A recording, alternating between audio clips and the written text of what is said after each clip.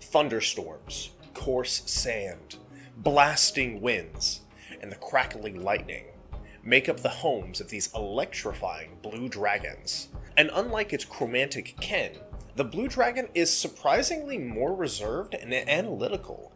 Alongside being relatively sociable compared to the rest, it's been a fun one to read about and to study. On today's video, it's the big horned dragon itself. How to Adult Blue Dragon. Now, these blue baddies really crank up the voltage when you start looking at their offensive capabilities. But the breath attack has to be the first thing that I want to talk about. That massive 66 DPS on a 90-foot line makes this thing able to smash through tanks and squishies alike. In addition, lightning damage is not so easily resisted or outright ignored by many items, spells, or base features. I like this breath attack so much. The damage is crazy, but more so for the line's total reach. 90 foot is a snipe of a distance for a dragon that loves to flex its fly speed. On a 5 to 6 recharge, spamming this thing from the sky as often as possible is so in line with their traditional battle tactics. I'll work to talk about their tactics later in the skills segment. For the Claw Claw Bite combo, you're looking at an average total of 37 if you land all three. With the added little bit of lightning damage on this thing, it piles on the damage relatively quickly. Last up on the actions, it does have the tail attack, dealing some consistent damage at reach, like its other dragonkin, and always, I find this ability very useful in many other combat situations. Identical to its chromatic kin, its legendary actions I'll cover very quickly. And in the following videos for chromatic dragons, I'll do the same to jump through identical features and stats that are shared between dragonkin. For one legendary action, it can do a perception check. With a plus 12 to perception, it's very unlikely to miss something if it does do this perception check. And in fact, later as I'll discuss, these things are very, very keen-eyed. They want to be at the top of their game when they're in combat. They want information. So they might be spamming this a lot more often than most other dragons. For two legendary actions, it can swipe with its tail attack at a range of 15 feet for an average of 16 points of bludgeoning.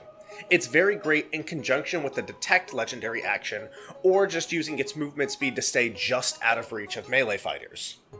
Lastly, for all three, it can use the classic wing attack, blasting nearby foes with some chip damage, and knocking them prone on a whopping DC 20 dex save, and retreating to a more advantageous position.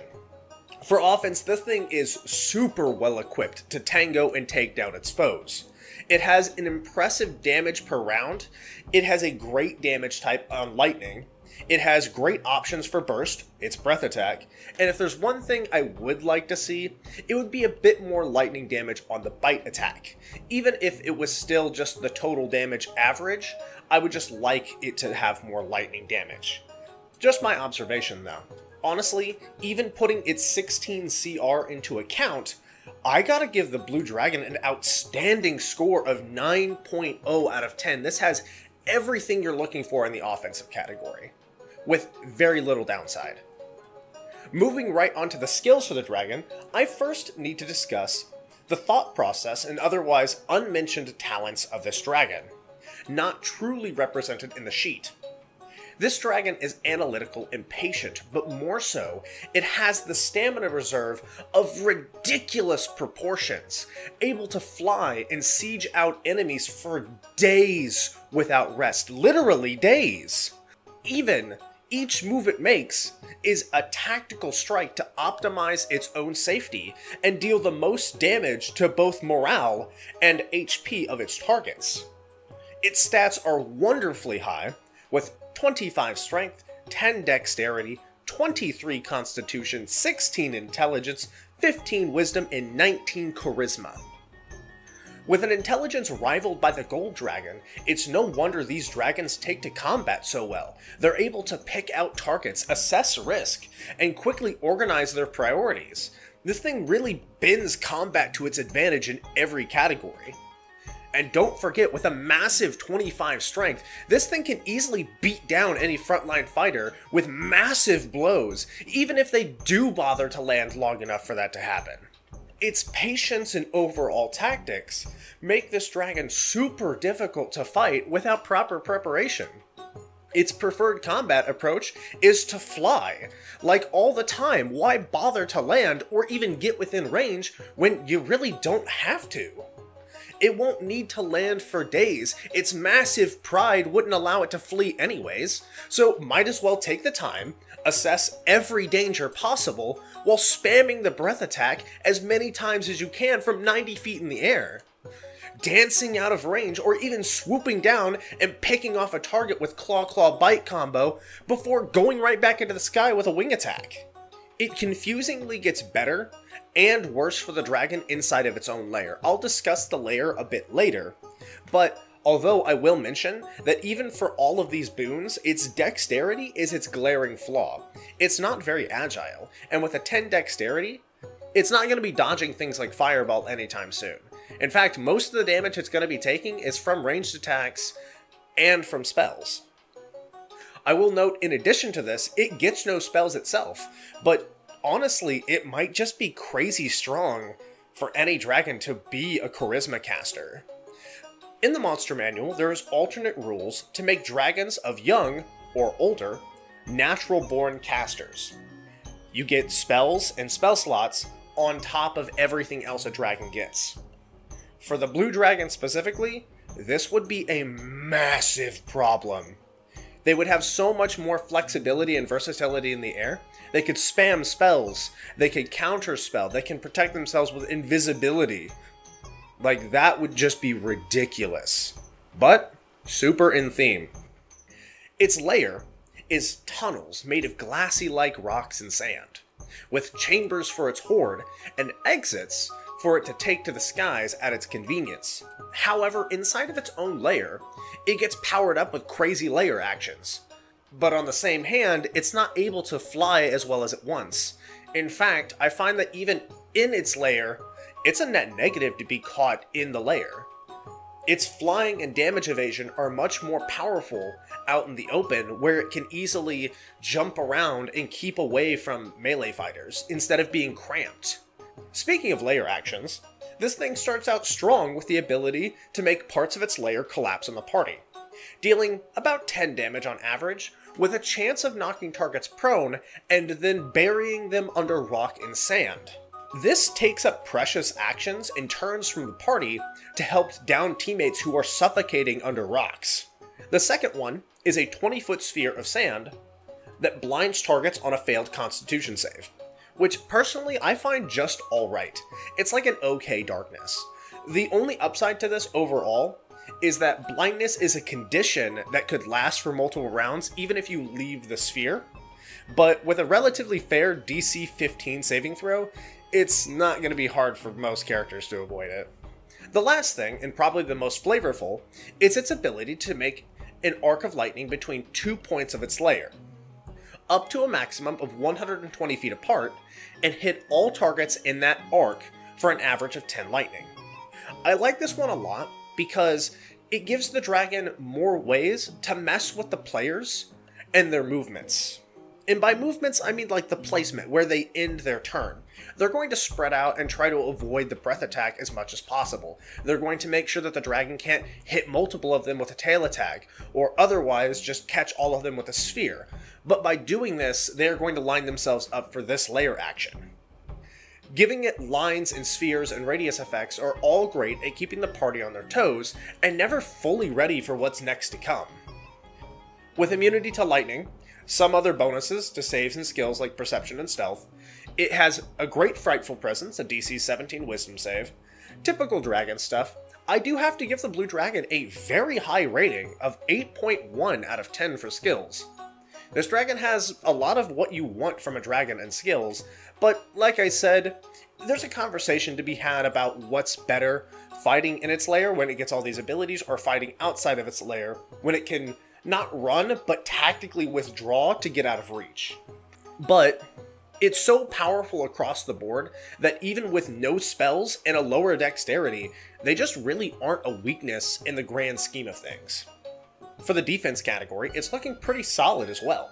With a very great HP total of 225, the classic 19 AC like its other kin, the Blue Dragon can simply make a couple more combat moves that are more risky without making a true mistake. I think I really forgot to mention in the previous 2 videos of this series that adult dragons have 3 legendary resistances, which allow them to spend one of the 3 legendary resistances if they fail a saving throw, and then they can choose to automatically succeed that saving throw instead, a powerful but traditional effect that will not affect the overall rating of any of the dragons, unless the dragon does not have it at all. With high bonuses to important saving throws, like Dexterity plus 5, Constitution plus 11, Wisdom plus 7, and a Charisma plus 9, it looks impressive, but remembering the increased CR compared to its other dragonkin, it's just a little bit extra on top rather than excessive. For defenses, this thing gets a solid 6.9 out of 10. Nice. It's just a little bit tankier overall than other dragons.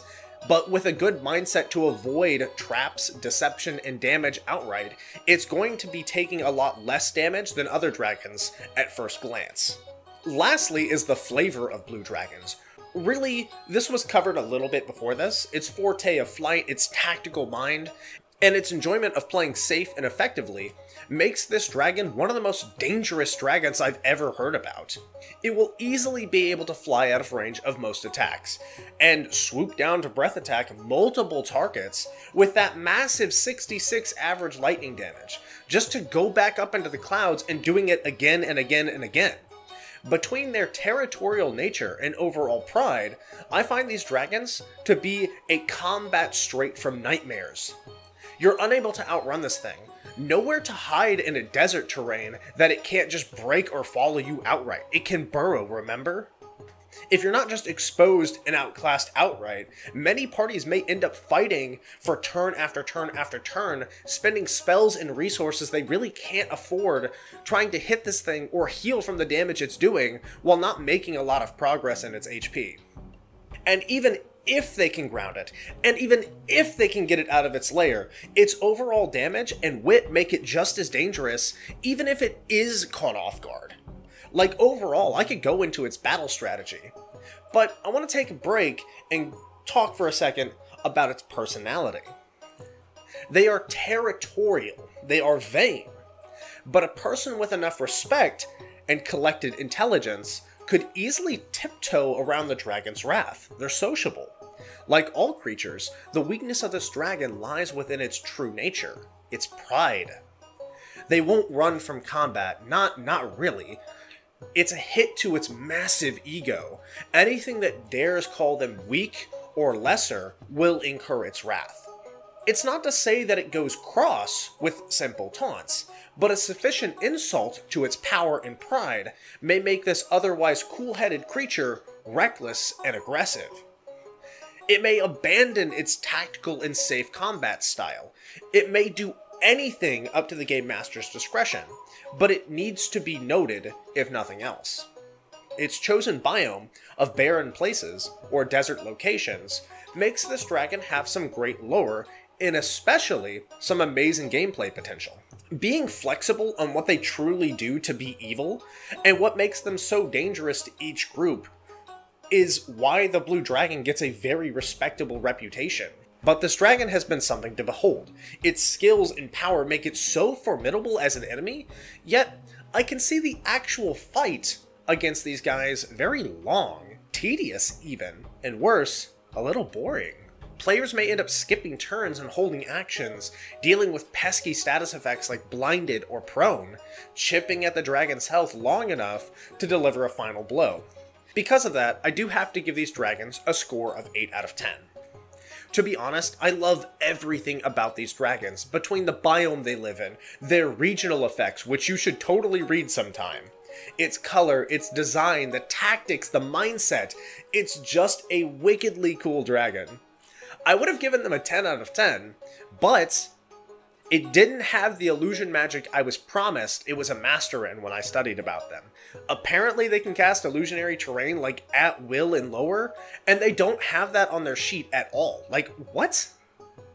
So, with all the categories covered, all that's left is to total them up and figure out what the true rating of this creature is.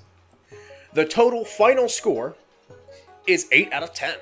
As the first on this list to reach the certified TPK rating, I was super impressed over and over when reading about these dragons. They have so many powerful traits going for them that even the obvious weaknesses are overshadowed by the powerful skills and tactics this thing brings to the table. The blue dragon is extremely strong and super flavorful, and looking deeper into the lore and mindset of these blue beasties. But as a GM note aside here, I would recommend that you figure out how to fix its battle strategy from being so boring. Like I mentioned, it flying around and making people skip turns and applying conditions and doing a lot of damage, that is cool, but it might be a little boring if it goes on too long. But I mean, they're so cool, why not just throw one at your party? Throw two at your party, just to see what happens. Just to see what happens.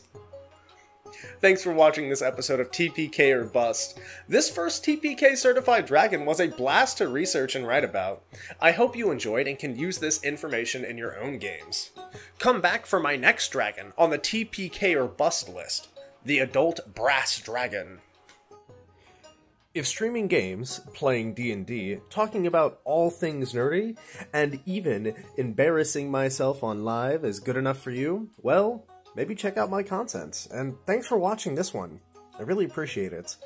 If you need to find me, go ahead and look at my links down below, and maybe check out some of my other videos on TikTok and Twitch.